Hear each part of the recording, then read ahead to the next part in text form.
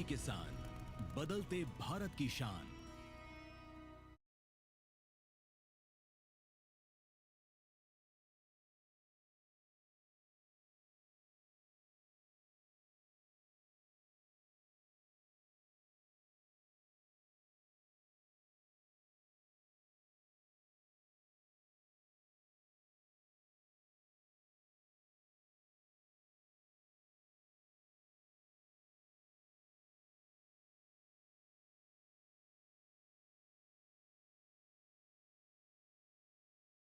नमस्कार, आप देख रहे हैं दूरदर्शन किसान चैनल। सफल किसान कार्यक्रम में मैं अदिति शर्मा आप सभी का स्वागत करती हूँ। हमारे इस कार्यक्रम में हम आपको ऐसे किसानों से मिलवाते हैं जो अपने क्षेत्र में सफलता हासिल किए हुए हैं और उसका कारण है उनकी कड़ी मेहनत और उनकी एक अलग सोच। आज के हमारे इस कार्यक्रम में हम आपकी मुलाकात करवाने वाले हैं सफल किसान हर्षवर्धन त्यागी जी से, जो जैविक खेती को बढ़ावा देने के लिए बहुत ही महत्वपूर्ण कार्य कर रहे हैं। बता दें, इन्होंने एक एफपीओ तैयार किया है जिसमें 700 से भी ज्यादा किसानों को इसमें जोड़ा है। उन्हें प्रेरित किया जा रहा है कि वो जैविक खेती को अपनाएं और न केवल पर्यावरण को बल्कि अपनी जो फसलों की गुणवत्ता है उसे भी बेहतर बनाएं। साथ ही साथ इन्होंने एक एकीकृत कृषि का मॉडल भी बनाया हुआ है जिसमें ये तमाम तरह की फसलों की खेती कर रहे हैं और इसके चलते इन्हें अलग पहचान भी मिली हुई है। तो फिर आइए इनके सफर के बारे में जानने के लिए रुख करते हैं उत्तर प्रदेश के हापुड़ के गढ़मुक्तेश्वर का।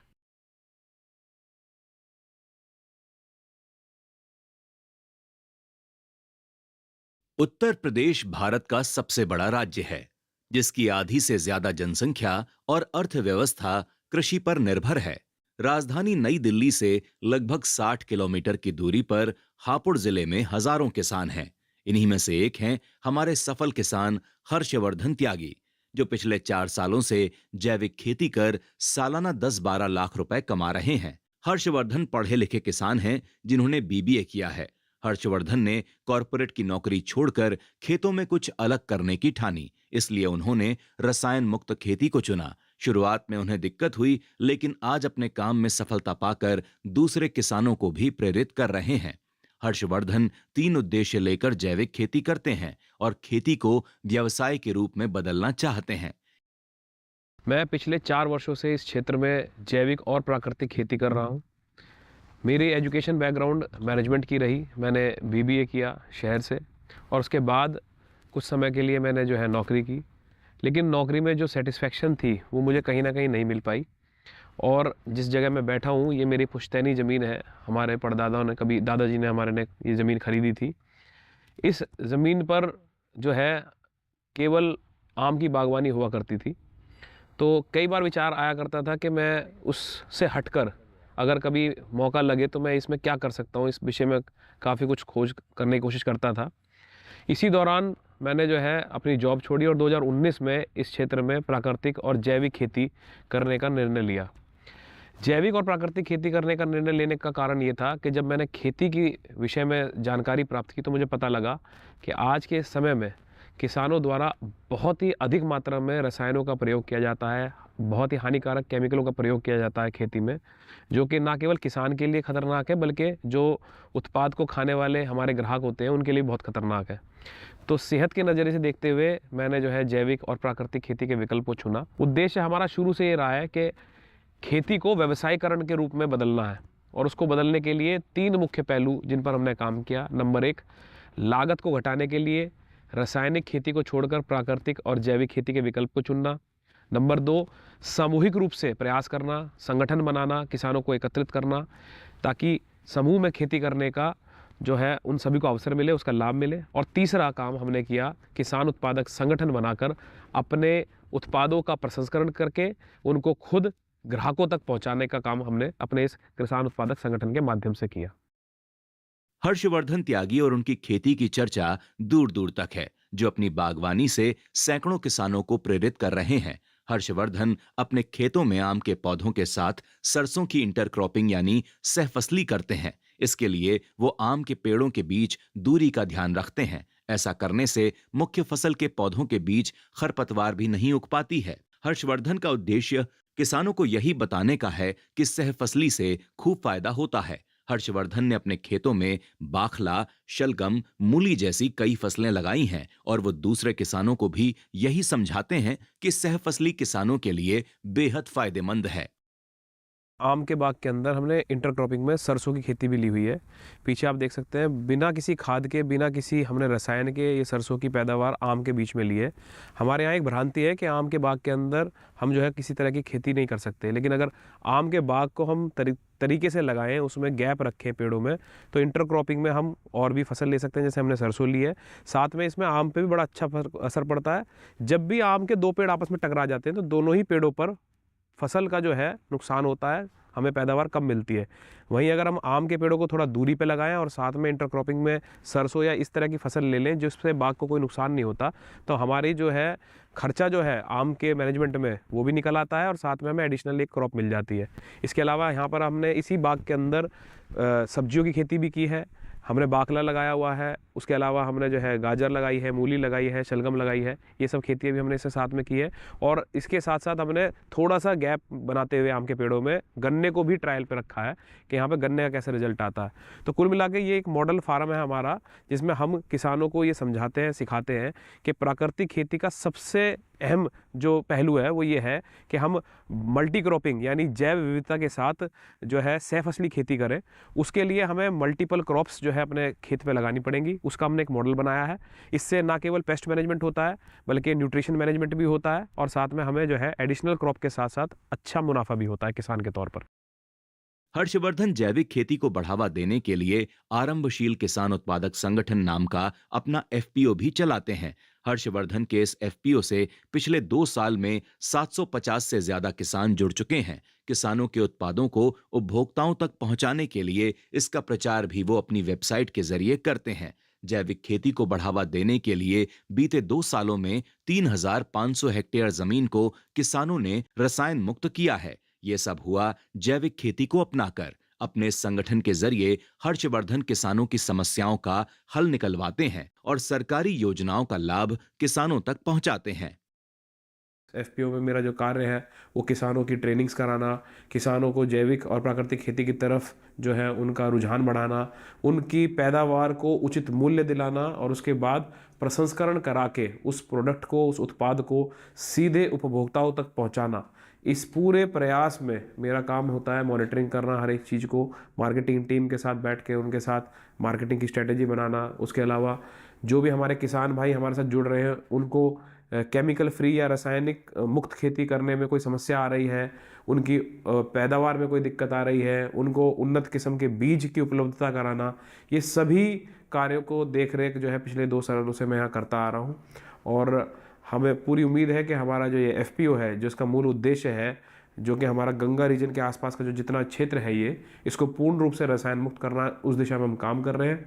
और हमारा प्रयास यही रहता है कि जो भी उपभोक्ता, जागरूक उपभोक्ता हैं, उन तक बिल्कुल सही रसायन मुक्त और उचित गुणवत्ता वाला प्रोडक्ट पहुंच सके, इसके लिए हम प्रयासरत हैं। हर्षवर्धन जैविक खेती करने वाले किसान हैं। ऐसा करके वो पर्यावरण और उत्पादों का उपभोग करने वालों को रसायनों से होने वाले नुकसान से भी बचा लेते हैं। हमारे सफल किसान इस बात पर जोर देते हैं कि किसान कच्चा माल बेचने के बजाय उसे प्रोसेस करके बेचे, जिससे किसानों को मोटा मुनाफा हो। लेकिन कई बार थोड़ी दिक्कत जैविक फसल को बाजार में बेचने की भी आती है। ऐसा इसलिए कि जैविक खेती में मेहनत थोड़ी अधिक है, जिससे दूसरे फल सब्जियों के मुकाबले इनकी कीमत थोड़ी ज्यादा होती है। लेकिन सोचने वाली बात यह है कि जैविक खेती से उपजी फसल आपके सेवन के लिए कितनी फायदेमंद है।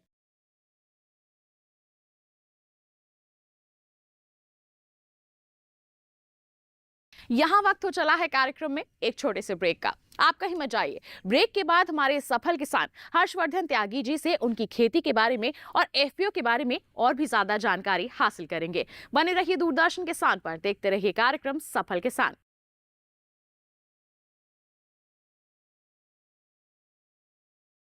बेमौसम बारिश, आंधी और तूफान की चिंता भूल जाओ, फसल बीमा कराओ, सुरक्षा कवच पाओ। प्राकृतिक आपदा हो या कोई दुर्घटना, उसकी चिंता से भी मुक्ति पाओ।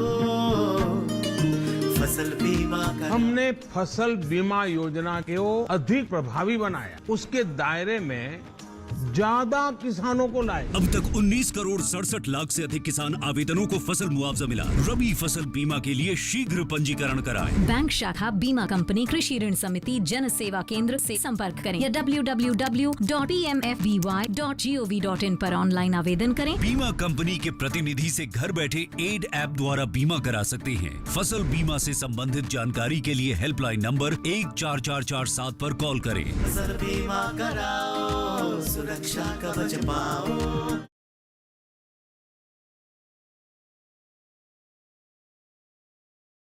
ब्रेक के बाद दूरदर्शन किसान चैनल के कार्यक्रम सफल किसान में आप सभी का फिर से स्वागत। आइए कार्यक्रम को आगे बढ़ाते हैं। एक बार फिर रुख करते हैं हमारे सफल किसान हर्षवर्धन त्यागी जी का। उनसे जानते हैं उनके एफपीओ और साथ ही साथ उनके इंटीग्रेटेड फार्मिंग मॉडल के बारे में।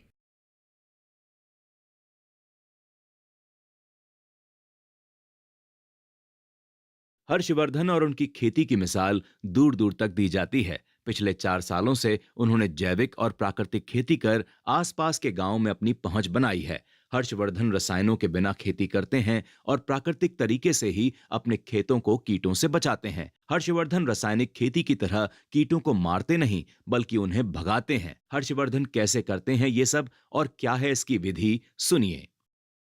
जब हम बात जैविक या प्राकृतिक खेती की करते हैं तो सबसे बड़ी समस्या किसान के सामने होती है रसायनों से अलग हटते ही कीट प्रबंधन वो कैसे करें।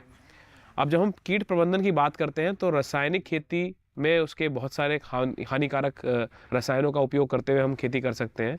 वहीं अगर हम बात करें प्राकृतिक खेती की या जैविक खेती की तो वहाँ रसायनों से अलग हटके हम किस प्रकार अपने कीट को प्रबंधन कर सकते हैं, उसके लिए मैं आपको बताना चाहूँगा। आप देख सकते हैं ये हमारा प्राकृतिक कीट नियंत्रक हम बनाते हैं, जिसमें हम जो है नीम के पत्तों का उपयोग करते हैं, हम प्याज की चटनी का उपयोग करते हैं, तंबाकू का उपयोग करते हैं, उसके अलावा हरी मिर्च की चटनी और लहसुन की चटनी। इन 5 चीज़ों को हम गोमूत्र में मिला के, पानी में मिला के एक 200 लीटर के ड्राम में रख देते हैं। लगभग 15 दिन के प्रोसेस में ये सारी चीज़ें जो है पानी के अंदर पूरी तरीके से डिजॉल्व हो जाती हैं और उसके बाद फिर हम इसका इस्तेमाल अपनी कीटों को प्रबंधन करने में करते हैं, अपनी फसलों को बचाने में करते हैं। जब हम कीट प्रबंधन की बात करें तो रासायनिक खेती में कीटों को मार दिया जाता है, वहीं प्राकृतिक या जैविक खेती में हम कीटों को मारते नहीं, केवल उन्हें भगाते हैं। जो हमने आपको बताया ये सारी चीज़ों का इस्तेमाल करते हुए जो चीज़ हम तैयार करते हैं उसके इस्तेमाल से लगभग 3 से 4 दिन के लिए कीट अपनी जगह छोड़ देते हैं और चौथे दिन के बाद हम दोबारा से स्प्रे को कर कीटों से अपनी फसल को बचा सकते हैं। केवल एक समस्या आती है किसान को, अगर हम प्राकृतिक कीट प्रबंधन की बात करें तो वो समस्या ये है कि यहाँ थोड़ा सा उसकी मेहनत बढ़ जाती है। रासायनिक खेती में अगर कोई हम कीटनाशक का इस्तेमाल करते हैं तो 15 दिन या 20 दिन वो कीटनाशक का असर रहता है। वहीं प्राकृतिक खेती में 4 से 5 दिन के लिए हमें सुरक्षा मिल जाती है। हमें 4 से 5 दिन के अंतराल पर नियमित तौर पर इस कीट प्रबंधन को इस्तेमाल करना है और अपनी खेती में रसायनों का उपयोग को खत्म करते हुए पूरी तरीके से रसायन मुक्त खेती करते हुए अपने उत्पाद को तैयार करना होता है। हर्षवर्धन जैविक खेती करते हैं और इसके लिए जीवामृत, अग्निअस्त्र और पोषक तत्व बनाने के लिए घर में आसानी से उपलब्ध होने वाली चीजों का ही इस्तेमाल करते हैं। हमारे सफल किसान सिर्फ जैविक खेती ही नहीं करते बल्कि खेती के सहायक माने जाने वाली मधुमक्खी पालन का भी काम करते हैं। मधुमक्खी पालन से शहद मिलता है जिसे बाजार में बेचकर आय में तो इजाफा होता ही है, खेतों में परागण क्रिया भी हो जाती है। हर्षवर्धन अपने खेतों में दूसरे किसानों को बुलाकर इसकी ट्रेनिंग देने का काम भी करते हैं। मेरे पीछे आप देख पा रहे हैं ये हमारी मधुमक्खी पालन इकाई है। हम जैविक खेती और प्राकृतिक खेती के साथ साथ किसानों को ये सुझाव देते हैं कि वो खेती के साथ जुड़े हुए अन्य व्यवसायों को भी अपनाएं और अपनी आय को बढ़ाएं। जैसा कि आप पीछे देख पा रहे हो ये मधुमक्खी पालन इकाई है। इसमें हम मधुमक्खी पालन करते हैं, शहद उत्पादन करते हैं, जिससे हम जो हमारे यहाँ पर जो क्षेत्र में जो फसलें हैं ना केवल उनका परागण होता है, क्योंकि मधुमक्खी जो है परागण प्रक्रिया में बहुत सहायक होती है और जैविक रूप से फसलों को बढ़ाने का, फसलों की प्रोडक्शन को बढ़ाने का काम करती है परागण के द्वारा। साथ ही साथ वो शहद उत्पादन का काम भी करती है, जिससे किसान जो है अपनी आय बढ़ा सकता है। उस शहद को अच्छे दामों में जो है वो शहर में बेच सकता है। उसी कारण से हमने अपने इस मॉडल फार्म पर, जो कि हम पिछले 4 वर्षों से जहाँ पर हम जैविक प्राकृतिक खेती करते हैं, इसमें परागण की क्रिया के लिए और शहद उत्पादन के लिए मधुमक्खी पालन करते हैं। हमारे साथ जुड़े हुए जितने भी किसान भाई हैं उनको इसका प्रसंस्करण इसका हम जो है ट्रेनिंग देते हैं, इसकी प्रशिक्षण देते हैं और उनको खेती के साथ साथ अपनी आय बढ़ाने के जो अन्य रास्ते हैं, जैसे कि ये मधुमक्खी पालन उनमें से एक है, इसके लिए प्रोत्साहित करते हैं, जिससे किसानों को जो है ना केवल फसल में परागण क्रिया में सहयोग मिलता है बल्कि उनकी आय भी बढ़ती है। हर्षवर्धन खुद तो अपने 25 बीघा के खेतों में जैविक खेती करते हैं, लेकिन अपने साथी किसानों की मदद के लिए बायोमास से चलने वाली बड़ी मशीन की स्थापना भी करवा चुके हैं। इस मशीन का इस्तेमाल कई तरह से होता है, जिससे किसानों को खूब लाभ पहुंचता है। गांव और आसपास के इलाकों में रहने वाले किसान अपने फल और सब्जियों को यहां 10-15 दिनों के लिए कोल्ड स्टोर में रख देते हैं। अच्छी बात यह है कि मशीन को चलाने के लिए ईंधन के रूप में बायोमास का इस्तेमाल होता है। इस मशीन का भविष्य में कई और दूसरे उत्पादों को बनाने के लिए इस्तेमाल किया जा सकता है। ये जो मशीन हमने लगाई थी, ये हमारे हापुड़ के जनपद के जो किसान भाई हैं, हमारे एफपीओ से जुड़े हुए हैं, उनके फल और सब्जियों की प्रोसेसिंग के कारण हमने लगाई थी और इसका इस्तेमाल करते हुए जो हमारे यहाँ के जो किसान हैं वो काफ़ी लाभ प्राप्त कर रहे हैं। चाहे वो इसे फल सब्जी के स्टोरेज के लिए कई बार इस्तेमाल करते हैं, कई बार जो हम जैसे हमारे जो प्रोडक्ट हैं जिसमें हम हल्दी पाउडर तैयार करते हैं वो भी हम इसी के माध्यम से तैयार करते हैं। इसके अलावा हम जो है जो हरी मिर्च का पाउडर है वो हमने इसी के माध्यम से तैयार किया और अभी भविष्य में हम सोच रहे हैं कि इस मशीन के माध्यम से ही हम मोरिंगा पाउडर तैयार करें। उसके अलावा कुछ हर्बल खेती के जो प्रोडक्ट हैं उनको हम इसमें सुखाते हुए उनका पाउडर बना के उनको बेचें। तो इस पर्पज़ से हमने अपने एफपीओ में इस मशीन का इंस्टॉलेशन करा है, जो कि बायोमास ऑपरेटेड है। जैविक खेती में एक अहम रोल निभाता है गाय का गोबर, जिसके बिना जैविक खेती एक तरह से असंभव है। गोबर से कई उत्पाद बनाए जाते हैं जो खेती-बाड़ी में लाभकारी होने के साथ साथ स्वास्थ्य और पर्यावरण के लिए भी फायदेमंद माने जाते हैं। गाय का गोबर न केवल फसल उत्पादन और मिट्टी की गुणवत्ता को बढ़ाता है, बल्कि ग्रामीण जीवन के हर पहलू में उपयोगी है।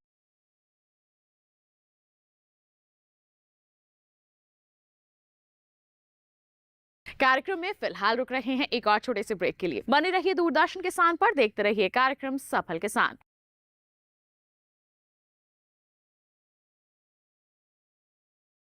बेमौसम बारिश, आंधी और तूफान की चिंता भूल जाओ, फसल बीमा कराओ, सुरक्षा कवच पाओ। प्राकृतिक आपदा हो या कोई दुर्घटना, उसकी चिंता से भी मुक्ति पाओ, फसल बीमा कराओ। हमने फसल बीमा योजना को अधिक प्रभावी बनाया, उसके दायरे में ज्यादा किसानों को लाए। अब तक 19 करोड़ 67 लाख से अधिक किसान आवेदनों को फसल मुआवजा मिला। रबी फसल बीमा के लिए शीघ्र पंजीकरण कराएं। बैंक शाखा, बीमा कंपनी, कृषि ऋण समिति, जन सेवा केंद्र से संपर्क करें या www.pmfby.gov.in पर ऑनलाइन आवेदन करें। बीमा कंपनी के प्रतिनिधि से घर बैठे एड ऐप द्वारा बीमा करा सकते हैं। फसल बीमा से संबंधित जानकारी के लिए हेल्पलाइन नंबर 14447 पर कॉल करें। फसल बीमा कराओ, सुरक्षा कवच पाओ।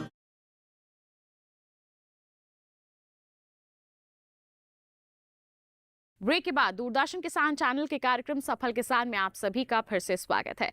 आइए कार्यक्रम को आगे बढ़ाते हैं। अब रुख करते हैं क्षेत्र के केवीके में कार्यरत वैज्ञानिकों का। जानते हैं कि किस तरह से आसपास के जो किसान हैं उन्हें ये प्रेरित कर रहे हैं कि वो आगे बढ़ सकें और साथ ही साथ जैविक खेती को भी अपना सकें।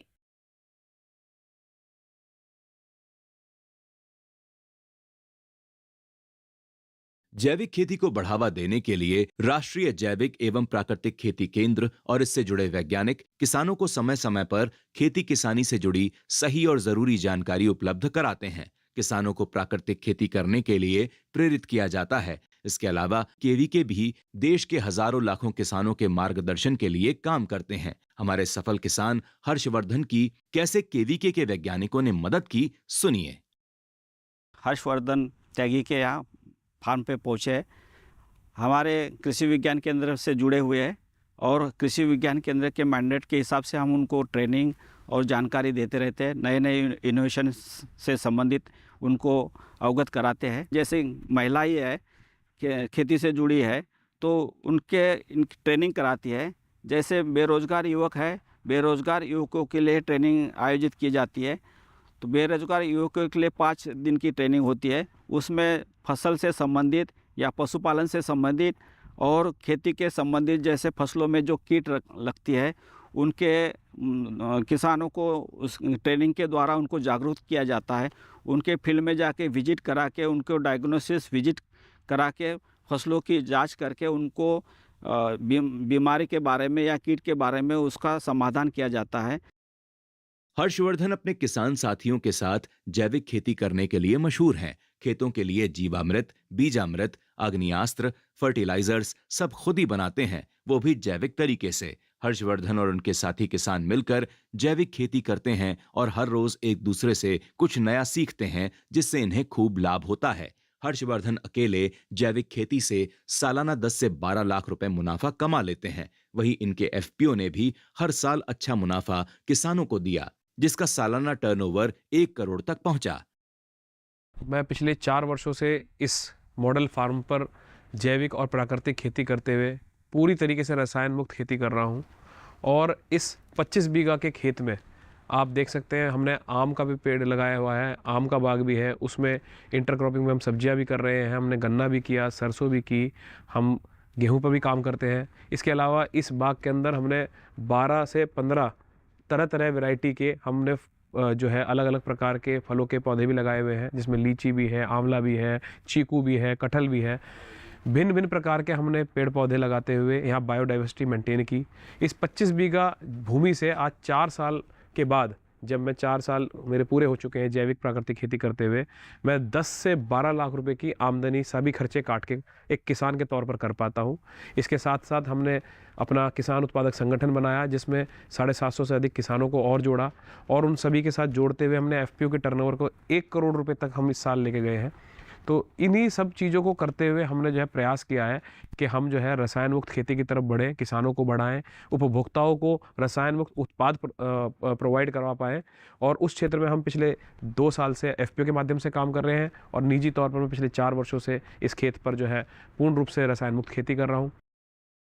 देश के बहुत से ऐसे किसान हैं जिनकी आर्थिक स्थिति सही नहीं है। खेती करने से उन्हें ज्यादा फायदा नहीं मिल रहा है। इन किसानों को आर्थिक राहत पहुंचाने के लिए एफपीओ की शुरुआत की गई थी। हर्षवर्धन ने भी इसलिए ही अपने एफपीओ की शुरुआत की, ताकि वो उनके आसपास के किसानों की मदद करने के साथ साथ खुद भी अच्छा मुनाफा कमा सकें। और आज वो और उनसे जुड़े कई किसान ये काम आसानी से कर पा रहे हैं।